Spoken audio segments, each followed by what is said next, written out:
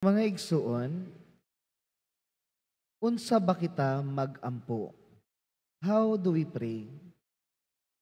Igo na ba kina manguros kita, muluhod kita, musulod kita sa simbahan na makaingon kita, nagampo ako. Gani nindot kayo ang usa ka gisulat sa usa ka manunulat na si Charles Thompson ug angay natong pamalandungan kung unsa bagayod ang tinuod na pagampo.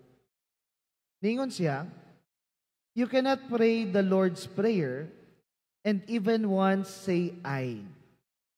You cannot pray the Lord's Prayer and even once say my. Nor can you pray the Lord's Prayer and not pray for another. For when you ask for daily bread, you must include your brother and sister. For others are included in each and every plea. From the beginning to the end of it, it does not once say me. In other words, matud pa ni Charles Thompson, nga ang pag-ampo daw, dili lang ka na personal na pangamuyo nimo sa Ginoo sa imong kinabuhi, kundi labaw sa tanan para sa kinatibukan, mga igsuon nga nagpait, mga walay gikaon, mga kaila, higala, mga kalaban nimo, mga dili nimo kaila. We pray for them. And they should be included in our prayer. Kay mo man po niya ang pagtudlo sa atong Ginoo karon sa ebanghelyo sa amahan namo. Gani wala siya niingon na amahan nako. He's using the word plural. Kay tungod kitang tanan kinatibukan ang pagampo.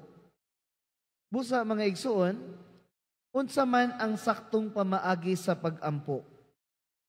Sa pagampo mosangpit kita sa Dios sama sa usa ka anak nga mamarayg sa iyang amahan. Daygon og pasalamatan nato ang Dios sa iyang makanunayong pag-amping kanato. Dili kita mangayo kaniya sa bisan unsa lang na atong gusto sa atong kinabuhi. Igo na nga mangayo kita sa inadlaw-adlaw natong gikinahanglan aron mabuhi nga malipayon. Ug uban niini, pangayoon nato ang grasya nga makapasaylo kita sa atong isig katawo ug malikay sa daotang binuhatan. Human sa atong pagdayig ug pagpangamuyo, pagpangayo sa Ginoo, kinahanglan nga mugahin kitag panahon sa paghilom ug pagpamalandong sa pulong sa Dios. Kaya I believe morning labaw sa tanan. Because prayer is not only asking God, but at the same time, it's about listening to God's word. What is God trying to tell me today?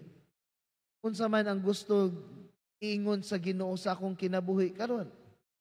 Or do we even listen to the word of God sa atong kinabuhi? Kay panagsamanggod, we have this temptation in praying. Na instead of listening to God, maminaw kita sa pulong sa Dios, panagsa, we keep on talking and talking and talking. Na wala na'y lugar, luna, sa pagpaminaw.